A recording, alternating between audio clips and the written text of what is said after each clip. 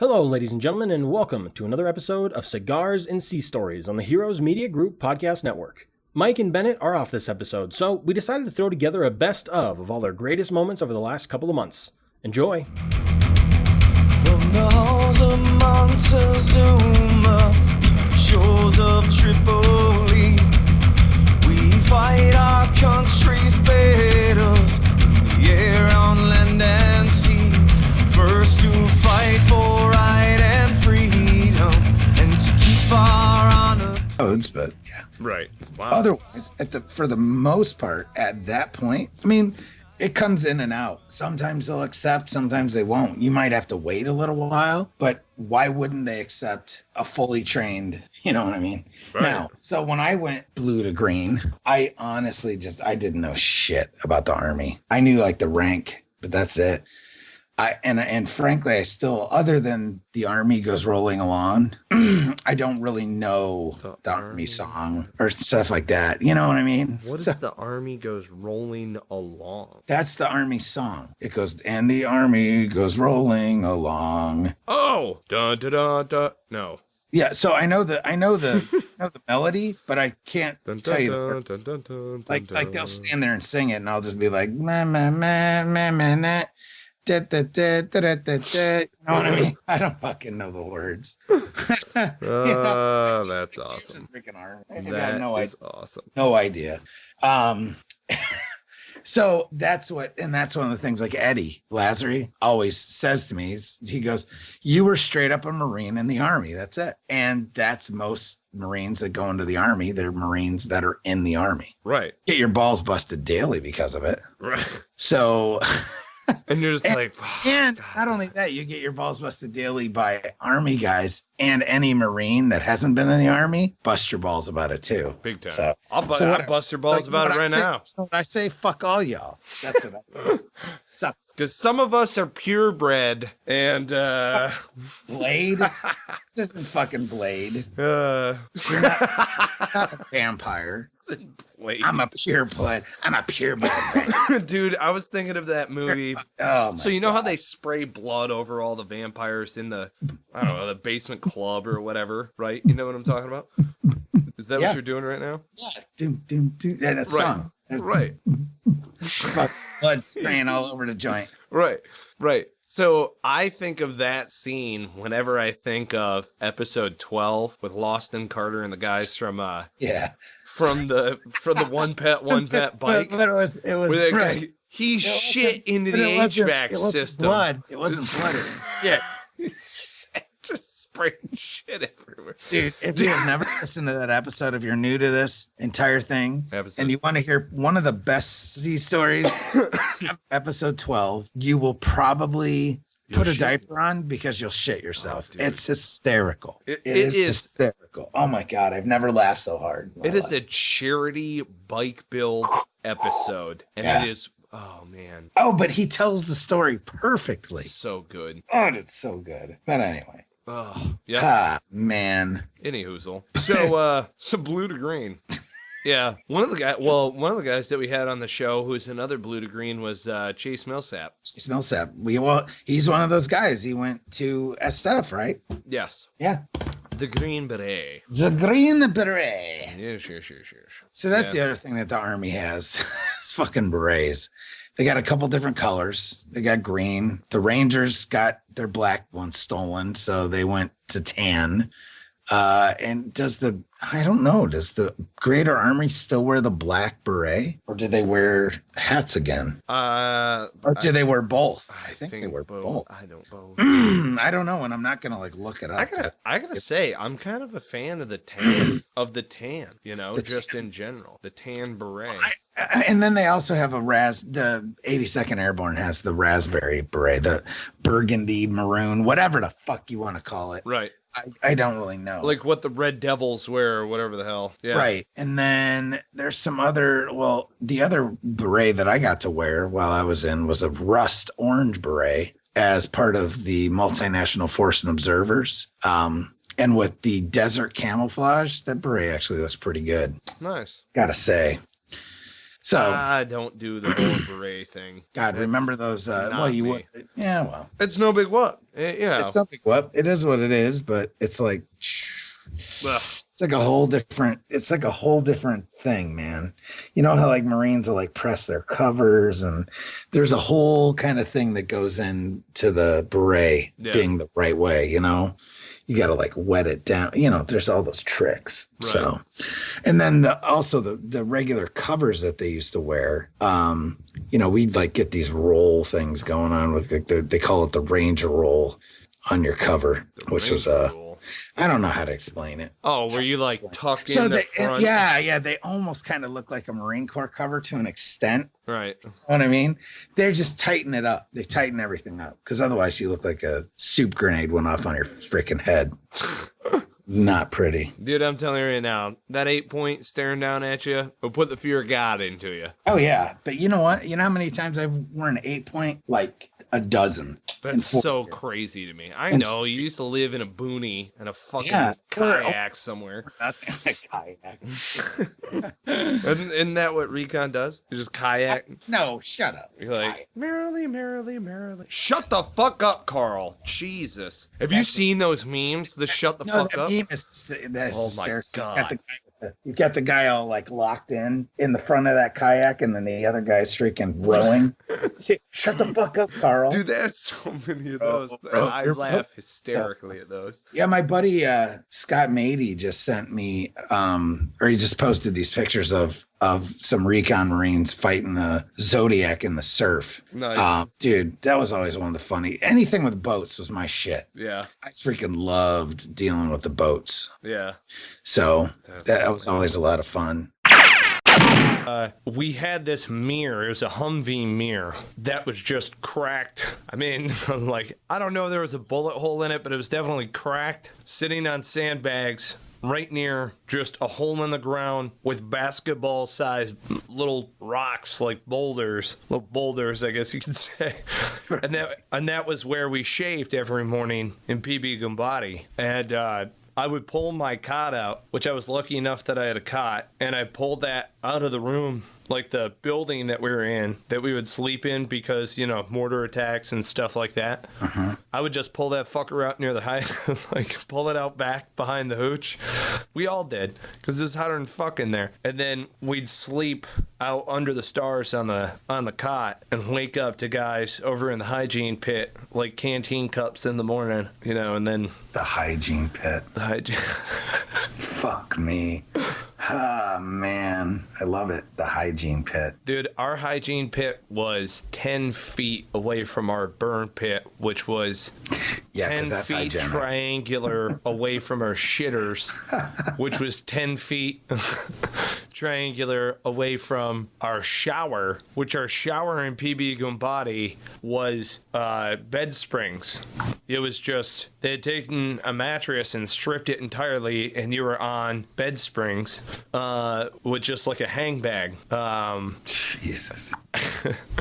And, you know, a little bit of like belly button down, waistline, privacy. Pretty much other than that, you're exposed. And it, right. You know, and of course, every Marine Corps shower that you go into, you know it's a Marine Corps shower if there's a place to hang your weapon. Right. And all of your gear. Yeah.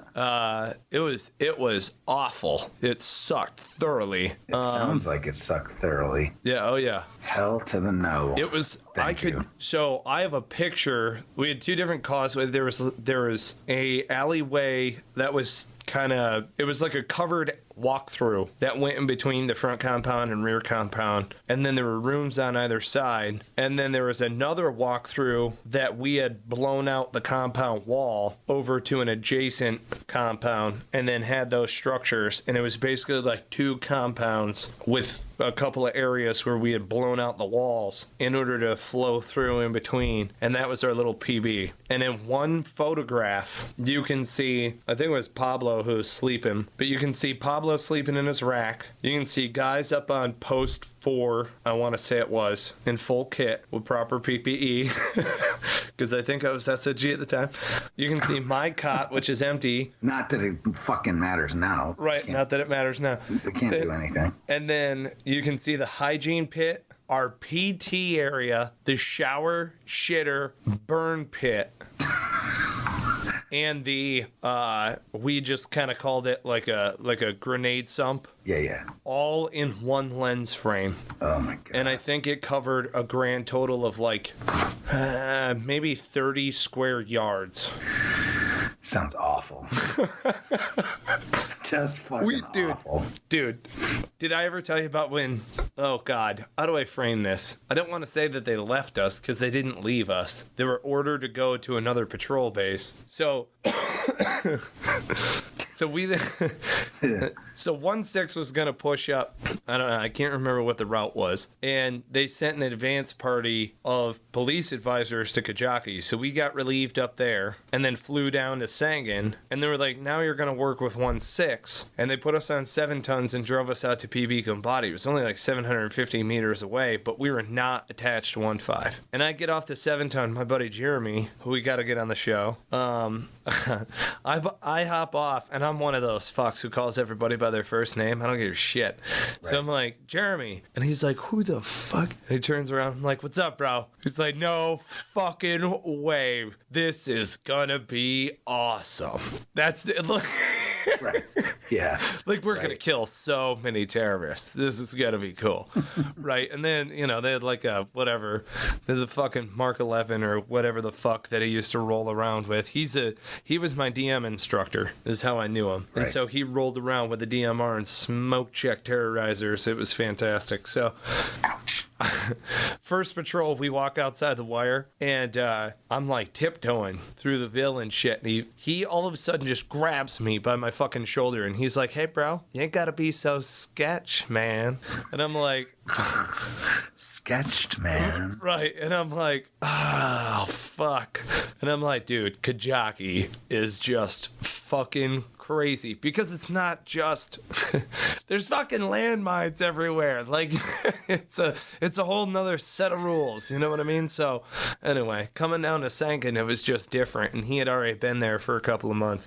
So we started working together, and we would this show is a lot like what we would do every evening, because I would hang out with the platoon commander, who was one of my shooters when he went through TBS, right? And I was an instructor at Weapons Training Battalion. Uh-huh. And then the platoon sergeant, who was a fellow sergeant, Jeremy and I would, I don't want to say hang out, but we were sitting in the COC for the leadership briefing. Right. That were going on. Now, Gunny chose not to go, and then was pissed off afterwards when we would be like high fives and hand grenades and all of this other shit, because we knew what was going on, and he had no idea. So we were planning ops and missions and everything else, so that way the platoon commander and the police chief would partner, right? Uh-huh. And it's just that simple. I mean, it's really not, there's nothing top secret about this, okay? Right. The platoon commander and the police chief are counterparts. That's how it's supposed to work. So then the police chief would coordinate with his cops to go out on patrol, and then what you do is they take the reins. You know, that's how it's supposed to work. Which, I mean, these fuckers don't even know how to tell time. Like, I sincerely mean that. They wear watches for show. I'm not joking. Like, they don't give a fuck what time it is. They just, oh, you guys are good. Okay. Like, you know, let's go out and kill terrorists. And you're like, all right. So, all right. So anyhow, Gunny did not like this, and this is our mission. So he said, I don't trust you, all of this other stuff, and was like, oh yeah, let's not do that. Let's not run the mission cycle. So we were like, okay, like, we were pretty flabbergasted by it as a group. The platoon commander was like, hey, we're not rolling on the mission. What do we do? Kind of a deal. And 1-6 was like, you're going to move to another patrol base. So they took the platoon out of there, put them in another patrol base, which was like, I mean, that PB was meant for maybe 20 people, and they had 45 people on that PB, dude. It was fucking packed, bro. It was packed. They were like, how do we turn cots into bunk beds? I'm like, are you fucking serious? Like, what is going on, man? In a GP tent, you know how it is. You can stack those fuckers side by side. They're yeah, we're already doing that. We don't have enough area for 15 people. Right. you're like, holy shit. And they were like, because you guys aren't doing the mission, we're out of here, and then we're going to move that platoon somewhere else. So they did. And then we were down to just our team and the Afghans. So it was like, there's like 12 of us and 83 Afghans that are rolling through. So there would be like 40 Afghans that are on the PB at any given moment in time, and then they would be rolling through. I mean, this PB is gone. This is fucking years ago. This is 5 years ago. You know what I mean? So all that shit's gone. Oh, dude. And it was just 6 on, 6 off. Yeah. So they left us because we weren't doing the mission. And then we're like, what? No, but there's, I mean, one guy didn't want to do the mission, but like we do. Like the rest of the team is looking around, and we had Alpha Company Marines reinforcing us. I think that bolstered us to like fucking, that bolstered us to 18 guys. But when they first left, that was it. We didn't have chow for maybe like, I think we had like 3 DOS chow, 1 DOS water. We had weapons and ammo. Right. We had, like, each post had a law. Each post had an AT-4. No, my 240 didn't have any ammo, but I had a 240. Right, because that's effective. Hey, back to hygiene. It's Mike and Bennett. We are sitting down with Eric Mitchell, who is a fellow Marine, and Eric is now a 03 at that. A fellow. Yes, thank you so much. Thank God you're here. You know what I mean? This fucking guy over here. Finish up the intro. He's a marketing executive, digital and social media strategist, influencer. I love that, influencer, and speaker. Eric's super galactic personality fits perfectly with any tech of entertainment companies, work culture, and mission. I love this. It's like a fucking resume that's going on here, which is pretty awesome. In 2013, he began his tenure as an ambassador for one of the most widely used social media platforms in the digital space, that is Hootsuite. So we've got a Marine 03 who's out there doing great things here, Eric Mitchell, and we're going to get into your background for the first 20%, and then I want to know about, like, Field fucking Corpsman the rest of the show. Okay? Sound good? Welcome to Cigars and Sea Stories.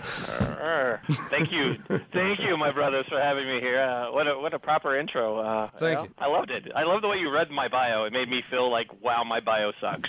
So, yeah. I feel better now. You know, when you send that off to speak when you keynote at a conference, it's really cool. You're like, I've got this killer bio. It says Marine. And then I'm like, it sounds really bad when it's read out loud. I'm like, thank goodness nobody reads it out loud, except when you're being interviewed. So, well, anyways, it's because the Marine in us is going like, all right, yeah, let's cut through the bullshit. I get it. This guy marketing, whatever. Tell us about the last time you killed somebody. You know what I mean? Like, it just, we cut right through the bullshit. Yeah. So the Marine said he was intergalactic. What the hell does that mean? Yes, I read Starship Troopers. I made the Commandant's book list. Hey, all I know is that book is so good. It is. It's so good. Like, can anyone pick that mantle up and take that torch and make a movie that is worthy of the book? Because the original version, horrifically bad. Yeah. The freaking movie that needs to be made for that would sell out like millions of theaters. Amazing book. Bigger budget than Avatar. Yeah, bigger budget than Avatar. Cameron, get on that shit. No, he's making like 100 Avatars now, so we have to wait. Cameron's busy. You know, either need Cameron or like a Michael Bay. Michael Bay rocks. Yeah. Michael Bay is like, that would be. You know what? Michael Bay would probably do it justice because. See, I just watched 13 Hours. The Michael Bay flick. Mike saw it. Bros, go out and watch it. I mean, we could turn your show into me telling you how much I love that movie. I watched it Friday by myself. My wife doesn't watch. She doesn't like it, and I have to watch those movies kind of by myself anyways, just because, you know, we're all Marines. We all, you know, it's like people watch Black Hawk Down and they're like, woo, and I'm like, not so much. I'm like, I never like to see a brother get wounded. I don't care if it's fake, real, or pretend. I'm like, it's not entertainment. It's not like we are like, I don't look at it as woo-hoo like, you know, idiots do. I mean, I guess I did like Full Metal Jacket before I went into the Corps. You know how you're like, God, yeah. We could quote that movie. I see that movie. I'll watch it. It's a top 10. But it's like I look at the real stuff that's happened since we've been in, and that shit's different. It's a completely different ball game when you're like, holy crap, this really happened, and, you know. Yeah. And we all know the feeling of getting left behind, so there's nothing worse than that. So 13 hours, Michael Bay loves Marines. So tell us how you're able to get away with watching this, because we're my wife right now. I am the luckiest man, and I'll do my Lou Gehrig voice. My wife is currently about 6,000 miles west of me in Bali, which is in Indonesia, where your Nikes come from. Thank you, children. Thank you. She's on a girls' trip. On a side note, I'm mentioning her doing that. You know, I've worked my butt off. I always tell people, like, oh, isn't it a lot? She's gone until June 15th. And I'm like, you know what? I worked my butt off to be able to do that. And I think it's something that started really young when I got into when I started serving in the Marine Corps, right? You learn to be selfless, right? So even when it comes to being a spouse, I did that for my wife, and I sent her away, and I've been able to spend so much time with my kids. It's been great to have the one-on-one. You know, we kind of run the house like a military unit. Yesterday we had a field day in the house. Nice. And it was pretty cool because they all did their jobs. I mean, we had racks stripped in the morning and remade by 2 p.m. It was a beautiful day in the Mitchell household. So she's in Bali, so I am, Friday I was able to sit here. I went and did what we all do is when we're having our father bachelor time. I went and got my treats, and I sat down and I kicked on 13 hours, and I went on, Oh yeah. And then I went on Facebook following that. So, you know, I probably shouldn't have done the Facebook after watching the movie, because then you just go on your veteran rant on there. You're like, You did, and I read it. I almost responded to it. I wrote like a response that took me about 5 minutes to respond to it, and then I was like, nah, I think I need to erase that. You know, sometimes it was all full of emotion and shit. Yeah, and I'm just like, nope, shit's too raw. Mine was after a couple whiskeys, so it was like, yeah, I'm typing this, I don't care, ha ha ha. Then the next morning I had to deal with some people who were like, you don't understand, and I'm like, oh, tell me more, tell me more, tell me more, tell me more. So anyways, you know, we could talk. Anyways, Michael Bay, great director. I like Michael Bay a lot. He's very pro-military, so I'm always a fan of anybody who's pro-veteran. I like that other guy, that director who did Battleship. That's probably the movie he doesn't want us saying that he did, but right. And I don't remember who you're talking about, but he did Lone Survivor was his other good movie. Is it Berg? Yeah, Michael Berg, I think is it, or Peter Berg. Bill Berg, or Peter Berg. I love him. Peter Berg to me is like, I love him like I love Gary Sinise. Gary Sinise could be in anything and I'll watch it, because what he gives back to our community makes me go, okay, Peter Berg could make a movie of Gumby getting milted, and I would say that it's an Oscar-worthy performance, because I know he would somehow give a percentage of that to a family, a Gold Star family, or I mean, just what they did with Lone Survivor money alone to that family, and the fact that when you listen to Marcus tell the story of, he told Peter Berg he had been interviewed several times to take Lone Survivor and make it a movie, and he looked at Peter Berg and he's like, if you fuck this movie up, you understand I'm a SIL and will kill you. And all the other studios didn't like it when I told them that was my requirement, that I will be on set, I get to put my hands on you, and I get to throw your actors around. So I've watched some behind-the-scenes footage, and I've talked to Marcus in the past, and to watch him throw Mark Wahlberg around, and Mark Wahlberg's like, whatever, throw me around, bro. You've been through it. Let's do this. I want to make this believable. So to me, Peter Berg wins the Man of the Year award, because he's the one. I mean, that movie alone is bomb, but Mark Wahlberg is the famous one who told, when Tom Cruise came out and said filming movies is like being in the military. Right. And Mark Wahlberg was like, what part of that is like being in the military? The 5-star hotel? The bazillion dollars we make? Which part of that, Tom, is like the military again? God. Right. Anyway. So Battleship. All right. So speaking of Peter Berg movies, Battleship. Best part of that movie, I thought it was pretty good, but undoubted the best part of that movie, Brooklyn Decker. Just saying. Just saying. Just throwing that. You know, I'm going to have to say my second favorite part of that movie is K-Bay, the flight line, getting torn up, because I've run up and down that damn flight line. I also never knew CH-53s could take off that fast. I missed that somewhere in my time, that 53s take off quickly. I was like, when does that happen? Like, wow, that thing just started right up. They just flew that away. It wasn't dripping anything. It's like, wow. It's good when it is dripping. We're not saying that you don't want it to be dripping. Yeah. Absolutely, yeah. I want to be covered in hydraulic fluid when I get off that bird. I want to be really dirty. Hey, so real quick, to frame it up for our audience, what years were you in the Marine Corps? Oh, Lord, God. Wait, hold on. Let me go get in my DeLorean. Grab your abacus. Right. Let's go. Here we go. I went in August 20th, 1994. I am a Hollywood Marine. I was in Platoon 2042, Echo Company. I graduated November 10th, 1994 in San Diego on the grinder. That's awesome. Very proud of that. I served from 94. Freaking another Hollywood Marine. 94 through 02 is my service dates, including reserve time. So those are my beautiful dates of service. I am third-generation Marine. My father served before. My father served during the Vietnam conflict or war, or whatever the hell you want to call it. And my baby brother, he also was a jarhead, and I can say he's a pogue. And not only did he go pogue, he went extreme pogue, and he was an air winger. Nice. So he was a crew chief. He did 8 years on the flight line, and his claim to fame is he was working on the flight line the night that they went and got Captain Attacker, Mr. Osama. I almost said Barack Obama. Osama bin Laden, wrong person, same terrorist name, same thing. So that's when. So I come from a long line of jarheads. I grew up, funny enough, my grandparents, for any of our East Coast Marines listening, I've spent summers in Beaufort, South Carolina. The PX we went to either went up to Charleston Air Force Base in Charleston, North Carolina, or we went to the beautiful PX that was on Parris Island, MCRD. Hey, home of the real Marine Corps. Is there a real Marine? Yeah, man. That's where I went. Horrible. Yeah. Grumbles in the background. Anyway. Right. That's great. Yeah. So it's me against two Hollywood Marines. So Well, that's my brother went. So I went into his graduation there. I mean, he was also a Crucible Marine, so I got to see the new Marine Corps that was like stress cards It was and before my time or after my time. Stress cards. Get the fuck out of here. stress cards and the kindler, gentler Marine Corps where they don't put their hands on you. Although he had the cool story happen in his boot camp.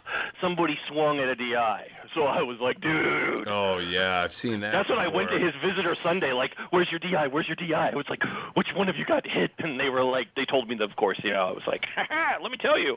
And it was pretty epic to hear the story. So I love those stories as a Marine. I take great pride in being a Marine. I love the Corps. I love anything I can do for veterans. So for me, it's the way I give back in any way. I mean, it's been a long journey, but I mean, just like any Marine I've ever met, I don't miss it. I don't regret ever going into boot camp, and I love people ask me and share stuff with boot camp. They're like, oh, did you hate being yelled at? And I'm like, hell no, that was awesome. It was hilarious.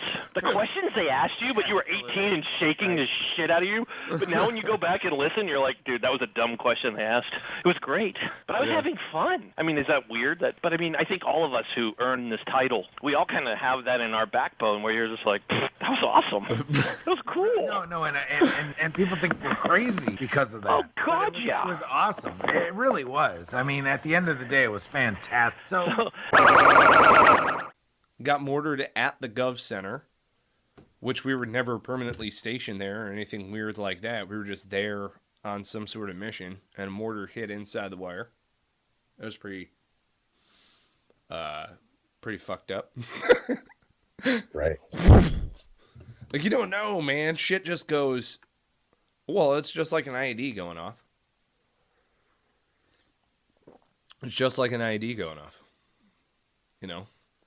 Only an IED has, in my opinion, way more firepower. It's just, well, it's like an IED going off inside of your hooch.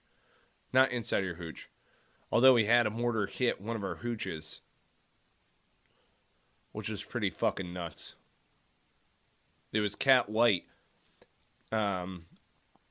Major. Well, our company commander had everybody over on the clearing barrels from Cat White and was doing debrief on the clearing barrels instead of, you know, in the hooch or whatever. Who cares? And then he was going to go over to another meeting, I believe. So they're debriefing on the trucks, and they're all like, "Oh God, we gotta listen to this guy talk," kind of deal, whatever. And we're like, "Whoa, oh," you know.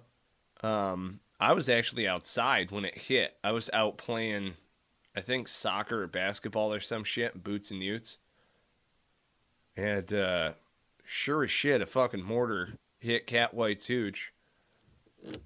Actually hit the hooch. Oh, it went right into the middle of the hooch and did not explode. Right. So it actually went through the roof, landed in the middle of the squad bay, essentially, rattled around in there, and then EOD sent a robot. Oh my God. Oh my God, that's such a good story. So EOD sends this robot in, and they've got a Slipknot, so 550 cord. Jesus. And they put it around the tail fin assembly of an 82 millimeter Chinese mortar. And they're going to pull it out of the hooch. So this is a smooth concrete floor, which comes out to kind of like a bashed up concrete sidewalk that we fill in with sandbags. And they're going to slip knot the tail fin assembly and drag it. And drag it out and then like pick it up, I guess. I don't know. That's the plan. So they drive the robot back out and they start pulling on the cord, and the guy's like, "We got a snag." You know, the EOD tech is pulling on the cord. I have no idea who these guys are. And they're pulling and they're pulling and they're pulling, and it's like schwack, schwack, schwack. And the mortar, the cord goes under the door, but the mortar is caught behind the door, and the robot's not holding it open for him. So the mortar is just being dragged across concrete, schwacking against the door. Like, just, I don't even know how to explain this. You're trying to pull a live mortar that just landed in your hooch through a door, and you're not holding it open. And so now it's being slammed against it. Like, it's just like Ig and Ook decided to get a fucking mortar out of your hooch. So the robot rolls all the way up, extends its arm, holds open the door, right? And they still can't get this fucking round out of the hooch. So the guy's like, "You know what? Fuck this." Hops up, just walks into the hooch, picks up the mortar, walks back out of the hooch. He's like, "We're fine. We got this shit. You guys are a bunch of fucking idiots." And just like walks it over to the dud pit. I believe it was Master Blaster. Yeah. Yep. Nuts. Mortar's landing in the hooch. Oh, dude. I was sitting there laughing my ass off. I was on the other side of the street, just kind of watching it. Like, you know, your neighbor's house is on fire. Like, your buddy's hooch has a mortar in it. Like, dude, you could have fucking died, bro. Your whole platoon. You're lucky our company commander is long-winded. But, again, the thing didn't explode. So they took it out to the dud... Well, what do you call it? The fucking controlled dat pit, or whatever the fuck you want to call it. It's just a giant hole in the ground. Yep. Yeah. Jesus. We have mortars that would impact and they wouldn't blow up. We would find them we didn't even know that they came in. We would find them on the side of the hill. And we're like, "Ah, fuck." Just a mortar, like, it would be days later. We had no idea that it came in. It didn't, who the fuck cares? And you would find like a tail fin assembly. Like, like if you, you just don't know what's going to happen. Right? Somebody right now is probably thinking, can you tap the bottom of a mortar and throw it, Saving Private Ryan style? No, you can't. But once the warhead's armed in flight and then it lands, you have no idea what that's going to do. No. And it can kill anything within... I mean, we'll just say, if you're in open space within 30 meters of it, you're going to get killed. So that's a pretty fucking big explosion, you know, and EOD would come over and be like, "Oh yeah, I'll take that." Pull it out of the sand like King Arthur's sword. And you're like, "Jesus, dude. Whoo! All right, you want to take that the long way? You want to go over there, Chief? No problem, buddy. You know, you're like, oh my God, man. Fuck your job, man. Fuck your job. If you're an EOD tech, my hat's off to you in so many ways. I will wait 12 hours for you to go and fuck with the bomb. I'll do that. I don't give a shit. Stomach gargling, sitting in a cordon, my back going fucking numb. I don't give a damn. You're the one playing with the bomb. Have fun, bro. Not me. Too sick I am. I'll watch you. I will watch you. I commend you, sir. Oh, man. Fuck that.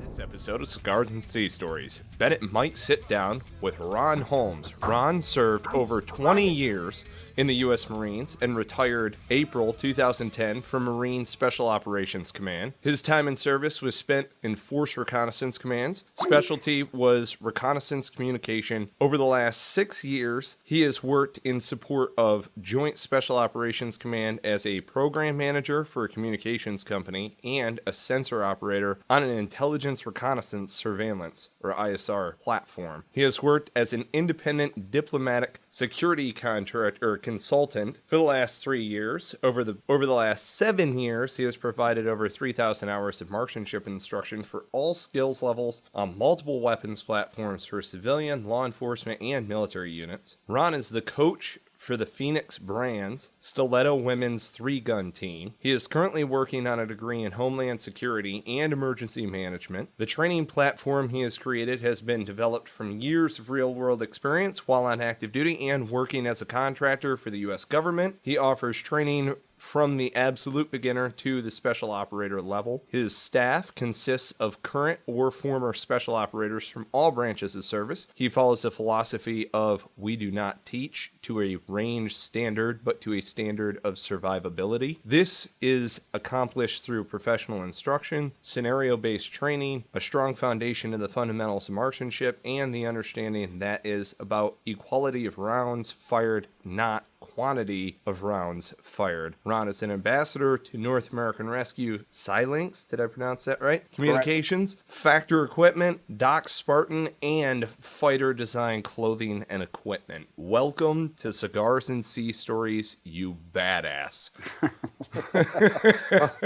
Thanks for having me. Yes, man. All right, you said it all. I'm done. I'm out. I don't need to do There you go. Good All right, job. so all that shit's out of the way. You were telling us about slaying bodies in Somalia? Well, actually, I got to tell you, that's the first time I've actually heard somebody read me back my bio, and I was like, holy shit, I wrote that. That actually sounds kind of good. All right, so I feel good now.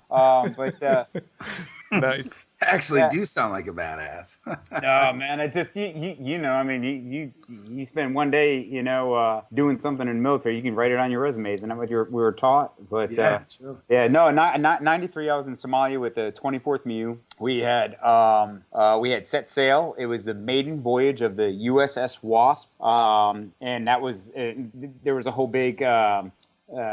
You know, I guess a great sea story surrounding that because Nostradamus had predicted the 10th ship in its class named after an insect is going to sink on its maiden voyage in the Red Sea. And we happened to be on the 10th ship in its class named after an insect taking its maiden voyage through the Red Sea. That's awesome. Yes, and we were all like... some Nostradamus shit.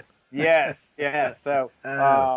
yeah, so we did that. We cruised, and we actually, when we got off the coast of Somalia, the ship hit a mine, and it took, and they had it on site TV, and it took a 18-inch by 4-inch chunk out of one of the blades on the prop, and that got the captain relieved. Really? Yes. Yep. Brand new ship, hit a mine. Yeah, he was, and all he had to do was complete that. That dude was putting on a star. He was going to be an admiral, and he got sent home. That float, we also had. That was also the very first ship where they put females on the ship, Which is bad luck. Well, here's the thing. So one of the benefits, and when I was with State Platoon, because we were attached to Force, and this was one of the cool things whenever we would go on ship, is that we had mandatory sun ops. So we actually got to go out and lay out on the flight deck. And the whole, how we sold this, and it was legit. I mean, we would do amphibious stuff. We get in the zones and we go for hours. And if we're out there all fair-skinned and everything and guys are sunburnt, the team goes down, your combat ineffective. So we would be out there, you know, we'd have sun-ups, those scheduled sun-ups, and it kind of spread throughout the whole ship. So that's when everybody would come out and they would run and, you know, dudes would lay out and everything like that. So then they bring these two chicks on the ship. One was a JAG and one was a nutritionist. The JAG looked like something out of like horror movie Picket. There you go. She was like 50 miles bad road. Yes, like just rough. The nutritionist was blonde. She was 6 feet tall, and it's not that she was gorgeous. She was the only like decent looking thing on ship. So she was, you know, Okinawa beauty queen. Yeah. The 10 and 7. Freaking serious hot. The OBQ. Right. The Okinawa beauty queen. You know, yeah, man. But, so the funny thing is, so we're all laying out. She would come out. She'd lay out in a bikini, and she had a wide load. She had a big fat ass, and it was funny because all like the captains and the lieutenants would like be in a like sundial around her, laying out on the fucking ice. Oh, my Lord. Yeah, It's like we used to call when I was in Jacksonville, we used to call them Jacksonville hot. So Yep.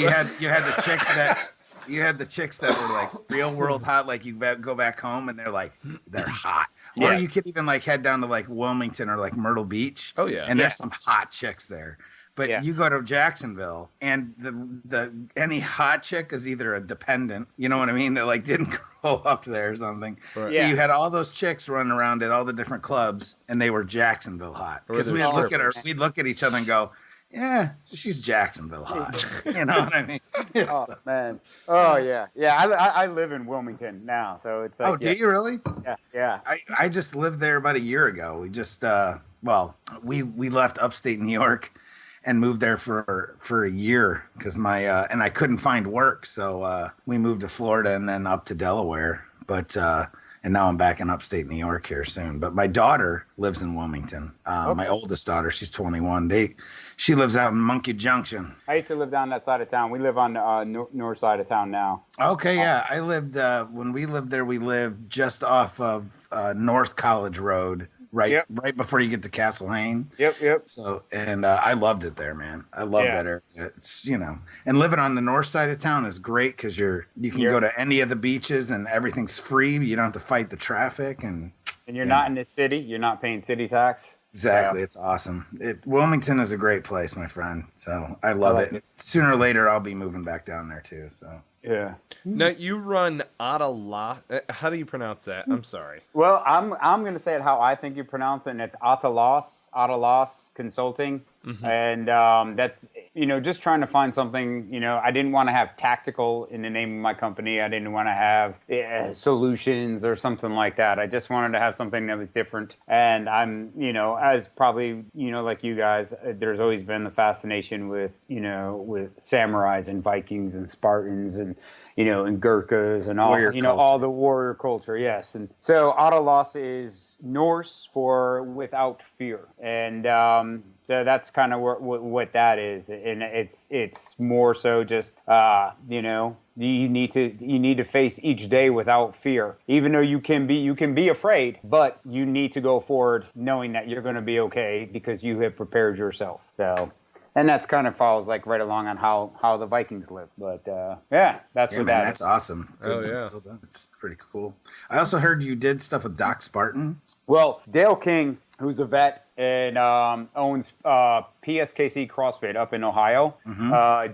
Dale is a phenomenal guy. Dale is also one of the founders of, I don't know if you guys have seen SAR, Some Assembly Required. Yes, I have. The Adaptive Athletes. Mm-hmm. So Dale is his best friend is Derek Carver, who is a medically retired Army warrant officer. He had his leg blown off, and I'm gonna tell you that dude is. You want to crack up? Listen to that dude talk about his recovery and everything. I've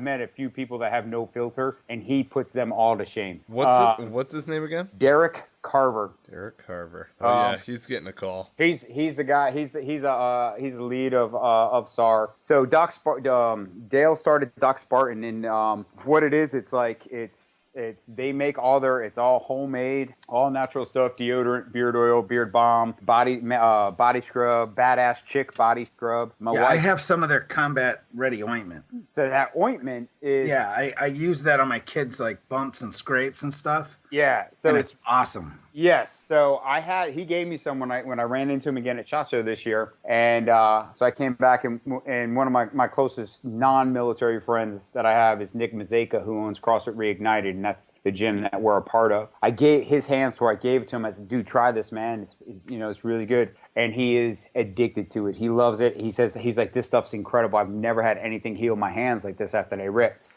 I will tell you, for me, and I'm gonna knock on wood on this one. Since I've had it, I keep the little stick in my bag with my Oli shoes and everything in the morning. My hands haven't ripped since I've been carrying the stick. So that shit is so good, it stops your hands from ripping. Like that's what I think. But everything about it is great. So the thing with it is like I have for them, I'm an ambassador for them. So what they've done is I have my own promo code. So if somebody shops at Doc Spartan and when they check out, they put in instructor 1, they get 15% off. Should know so, that I've had too many friends and too many people that I know pull the trigger, take too many pills, because I literally get probably 2 calls a week from either people that are themselves suicidal or their significant others. Okay. At least 2 a week. So basically I'm sick and tired of people killing themselves, and people like they talk about, the 22 a day and all those numbers and everything like that, and that it's not what it is. But you know what? This is from somebody that does this for a living. I can tell you that again, twice a week, I have people calling me. Yeah. So how is that happening if it's not a real? See, but can I just say, from somebody who's hit fucking rock bottom and like grabbed a shovel and all of this other shit, I can tell you there are 3 things that immediately stick out in my mind of prevention. Well, not prevention, but things within, I'm doing air quotes here, people, the system could potentially do to ease a lot of the anxiety. Now, I understand, right? Knowing who my mother is, she's a chief nursing officer and she went through the emergency department. But where I'm going with this is if you're thinking about killing yourself, they want you to go to the emergency room. The emergency room. Like, I wouldn't want to do that. You should. Why? But you wouldn't want to, but why? Right. Tell me why. I want to hear from somebody that's hit rock bottom, because I'll give you my answer, but I want to hear it from you. It's because my business would wind up being on Front Street, and I don't feel that I need to be in an emergency room, even though it is an emergency. Like, even though it just doesn't need to be the same door. For fuck's sake, if it was on the backside of the building and it's the same emergency department and I'm the suicide guy that's got to go in that room, dude, fuck, man. You're already feeling like you're the lowest of the low, and the last thing that you want to do is be around anybody, when you feel that way. But it's like, you know what? If I could get myself just into that door and that's it, and then on the other side of that door, literally all they're going to do is just pull me in from there. Like, that's not the experience in the ED. The ED is bright lights and chaos and people who actually are like life limb eyesight. And that's because you know what it's like, man. For those of us who I do, and but here's the thing. So you want that as an alternative? Is that what you're saying? Yeah, I want that as like a side door entrance, being like, "Hey, man, I just am feeling." But right now, shit. Okay, so right now that doesn't exist, though. Not really. Right. I mean, you can, right. Right. So what does exist though is the Veterans Crisis Hotline. Okay, and people can say it's bullshit all they want, except for that they've only saved a couple thousand people from actually doing it. Yes. Okay. The reason I know is because I've called it, and people are like, well, they're bullshit or whatever. But you know what? Then then you're not suicidal. Right. At the end of the day, you might be suicidal, but if you're really that bad off and you don't want to die, but you're really like getting ready to like kill yourself, anybody that'll listen at that point is like a savior. Dude, nine times out of 10, guys like us who, like, you know, guys from this background who are suicidal are not sad. We're frustrated. Absolutely. That's the other thing that people need to get fucking through their goddamn heads, is that you've got the good, the bad, and the ugly, right? The good way to channel, you know, the thought process of like tribe and going out and slaying the enemy. I mean, the only way that I can channel that is going ridiculously fast on a motorcycle or hanging out with entrepreneurs and like sticking our balls on a chopping block and being like, fuck it, let's do this. Like that's where I go for my positive energy, essentially. The ugly side of it is you're frustrated. You don't want to fuck anything up. So you isolate yourself, and then you're so frustrated, you're like, fuck it, I'm going to off myself. Which is all fine and dandy. Right. I guess what the bad started off, though. Go ahead. But Sorry. the bad on this is that you go out and you do harm against society, because that's the three ways. You get frustrated and then you pick up a pistol. You don't turn it against yourself. It could be anything. It doesn't fucking matter. Pick up a baseball bat and start going rampage style through a fucking mall. You know, like. Absolutely. So, and frankly, this isn't veteran specific. No, not at all. Because at the end of the day, though, here's what makes it's veterans. Men. And I understand why cops are a little freaking leery, because most of these guys, they know how to pull a trigger. They know how to kill somebody. Oh yeah. And what if they don't want it? What if they don't have the guts to pull the trigger? Right. At death by cop. I mean, I've seen it. I've seen it a million freaking times. But here's I guess what I'm putting out. And this is my thing. If you want help from me, my number is on. It's public information. Go to Warrior Hall. Go anywhere. You can find type in Benetant and my phone number will pop up. If you want to talk to me about things that can help you, tools that can help you, and it's not all VA stuff, even though I work for them, but that has nothing to do with it. I'm not in the VA system because I think there's other reasons for that. Mike, you know what I'm talking about. But at the end of the day, I'm all about helping veterans. Okay. Right. And that's just a good avenue to do it because I'm surrounded by them all the time. Now, with that being said, if you tell me, like you're calling me from Washington State, let's say. Right. Okay. And you call me and you want my help. And then in the same sentence, you say, I've got a gun in my lap and I want to kill myself. And I am talking you down and talking you out to not do that. And then I say, can you unload the gun? Can you put it away? Can you take a picture of that gun? This and that. Is there someone else there that you can give the gun to keep it away from you? All this stuff, right? Right. And then you fail to comply. Guess what? I'm calling the police.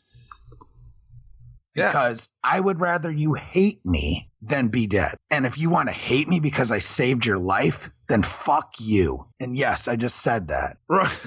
Okay? Right. Because I can only give you advice so many times that you need to go to an ER, or you need to go to an inpatient facility, or you need to go to the VA, or you need to go somewhere and tell them that you need help. Because guess what? The help's there. You just have to want it. And if it doesn't fit into your little box of what you think that you need, too bad. Too fucking bad. Okay? Because probably what you want isn't what you need. Well, right. And at that moment, you're clouded by frustration. Correct. Or anger or guilt least, or depression or, whatever it is. Whatever. They're going to take your guns. They're going to take your family. They're going to take your whatever. It's all bullshit. Well, and the issue that because if you really cared about your family and you cared about that shit, you wouldn't be putting a gun in your fucking mouth. Yeah, but see, that's the other thing, though, is that at that moment in time, no one cares about. If it really got to that point, then because I've been there, okay? Right. But the thing that got me through that was thinking of my kids. And then I went and got help because I had that little sliver of clarity. Yeah. Right? Yeah. So let me be your fucking clarity. Go get help. Right. Don't sit at home. Don't make it worse because, Well, I would rather you hate me than fucking be dead. But but the point is though, is that it's like you're hurting, you go back to the boys or your tribe, whomever that may be, and you go, hey, here's my cry for help. Okay, you did a cry for help. You're gonna be shocked by whatever we fucking do. You know what I mean? So that's essentially what you're getting at, is it's like, if you want to hate me for coming and crying for help, which is what you've done. And I'm not saying that a cry for help is a bad thing. What I'm trying to get at is that if somebody is in that spot and then they come to the tribe and then the tribe is like, holy shit, this dude's suicidal. Way outside. And then you know what I mean? I'm not there with you, especially. Right. What am I supposed to do? Because so what I just talked to you about is a true story of a guy who's living in his vehicle, right? Refuses to go get help, takes a shit ton of pills, refuses to go get help. Here's the problem. I trusted him. He told me that he would go to the VA hospital in the morning. Yeah. Right? I trusted him to do the right thing because he swore up and down to me that he would. And guess what? Fucker dies in his car that night because he took pills. Ugh. So I will not call the police. Right. That's the third time. First time, shame on me, or, shame on you. Second time, well, I don't even know the fucking saying right now because I'm livid, frankly, because I'm thinking about this. But I will not have it. I won't. Right. So if you call me for help and you know what? I don't play games anymore. Because you know why? This isn't a game playing thing. This isn't a thing to not take seriously. So if you seriously are thinking about committing suicide, go get your ass help. I'd like to welcome, it is an honor, Kevin Allman. Thanks for joining us. Yeah. Hey guys. Thanks for having me. me. What are you up to? 2 hands on the keyboard. Hey, 2 hands on my glass of whiskey, actually. There it is. But not just kind of getting in and loosening up a little bit after a long day at the shop. Got a lot of stuff on the plate up there, so just trying to make deadlines. Oh, Nice. yeah. Okay, so what do you actually do up at the shop? Like, tell us about Savage Tactical. Tell us about Savage Tactical, excuse me, and what you're up to now. And then let's kind of backtrack on where you came from. All right, bear with me. I'm kind of getting over a cold too, so a little coughing here. But more whiskey, a little bit more honey. It's called a hot toddy. My grandma makes a killer one. It's a cure-all. It is.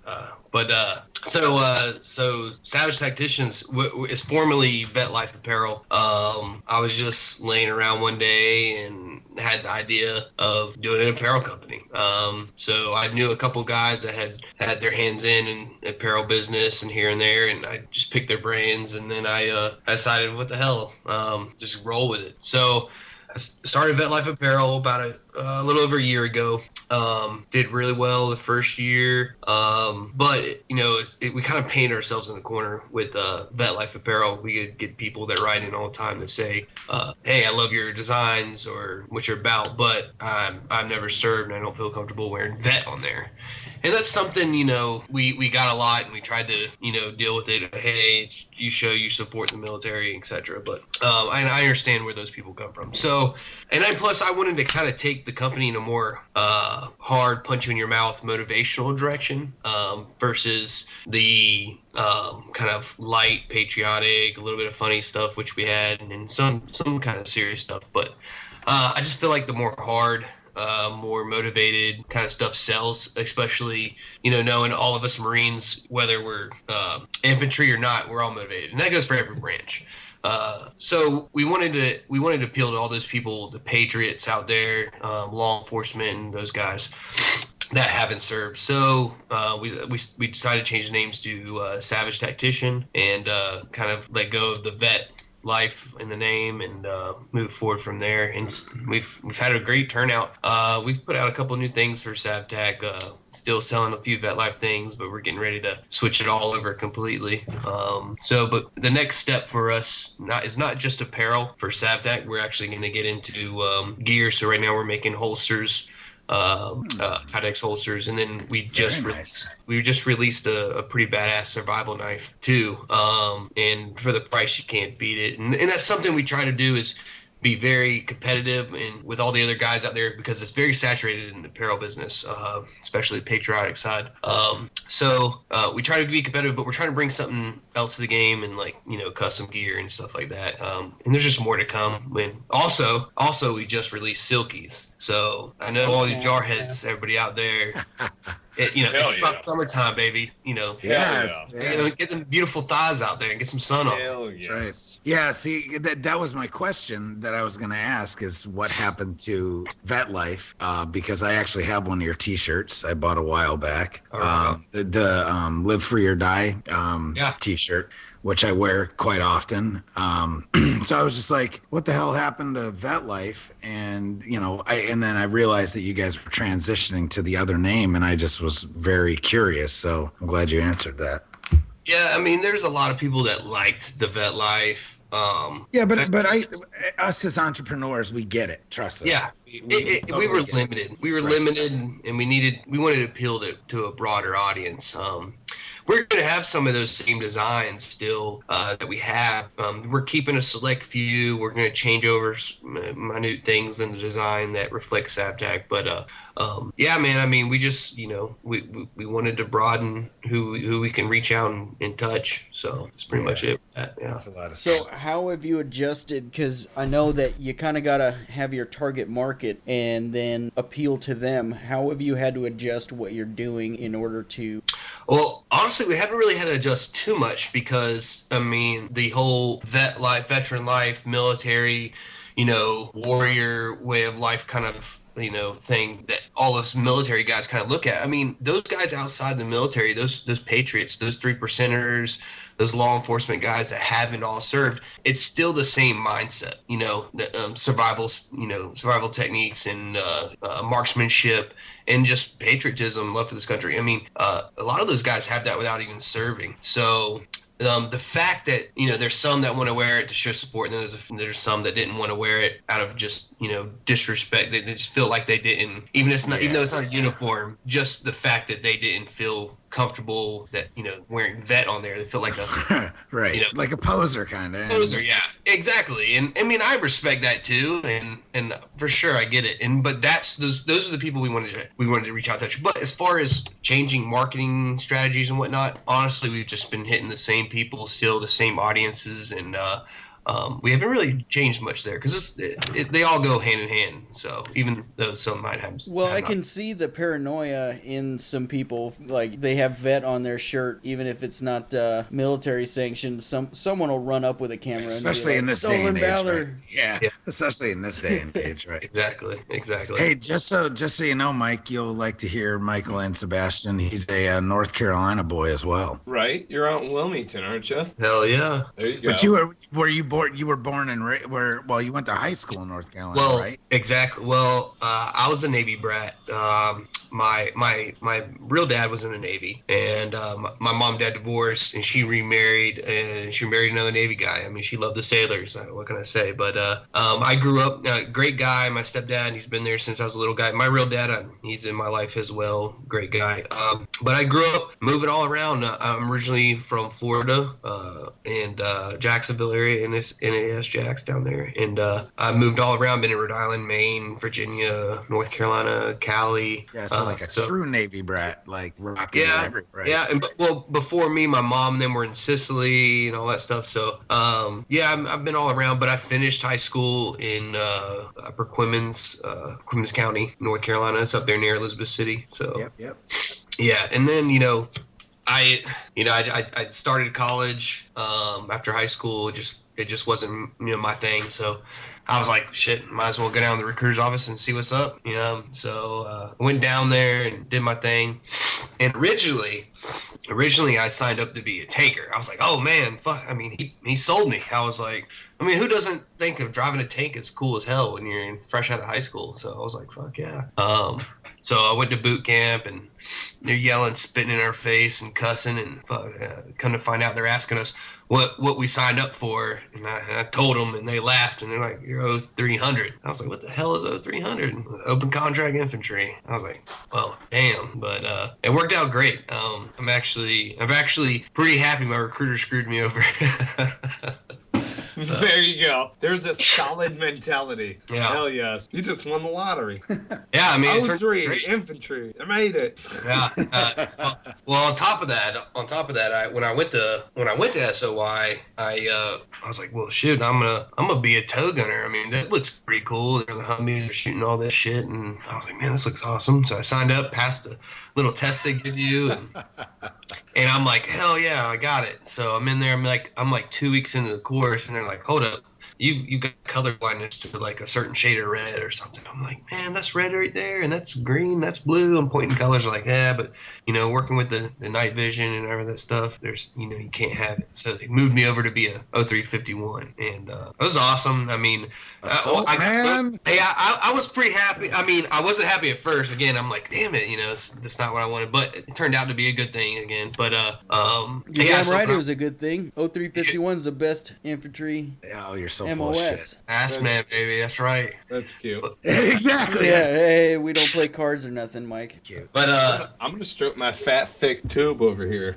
Again, yeah, Mike is a mortarman. Yeah, you better watch out. I need some mortarman, and then I was a rifleman, and then became reconnaissance. So we're all O3s, though. I mean, at the end of the day, that's how we roll. So see, I was a CMT also, though. So yes. I did that right, and I was reading through your bio. Were you a coach as well? yeah, I was a coach. I was CMC and then CMT also. Yep. Okay. So you're an 0933 and an 0931. Yep. Yeah. Exactly. I got screwed out that place, man. I had like knee surgery and 2 shoulder surgeries out there. I was only supposed to be there for like 2 years, but with those surgeries, I got stuck out there. But shit, hey, out on Stone Bay. No, man, that's like a small dysfunctional family out there. Everybody knows your fucking business.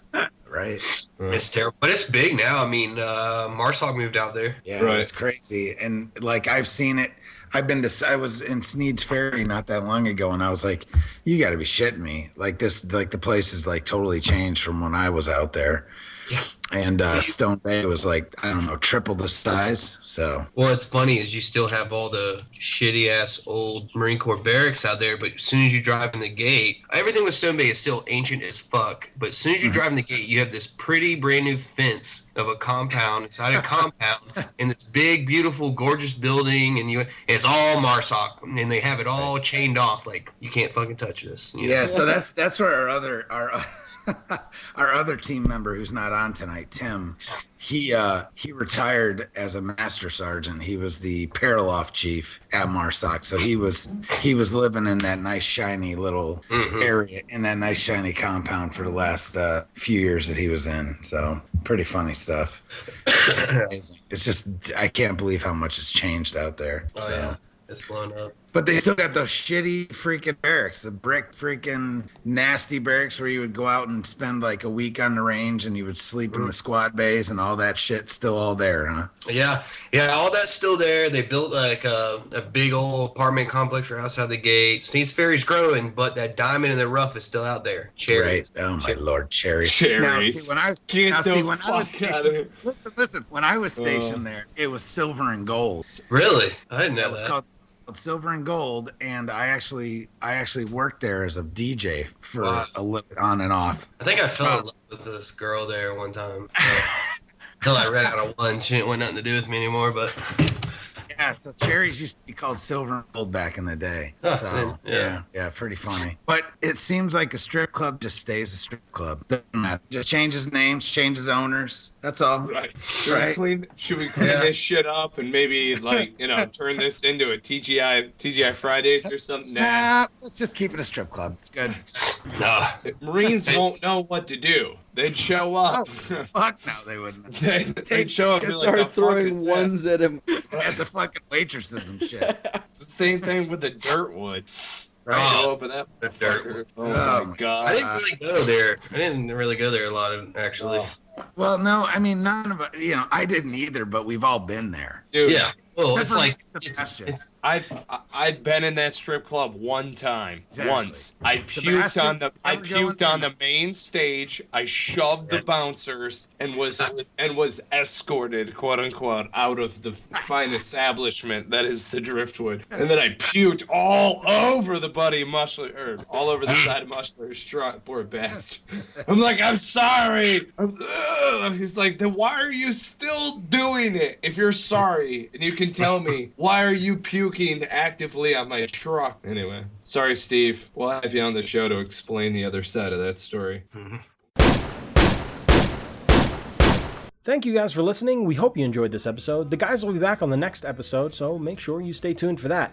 And I've always wanted to say this, cue the music. To fight for right and freedom.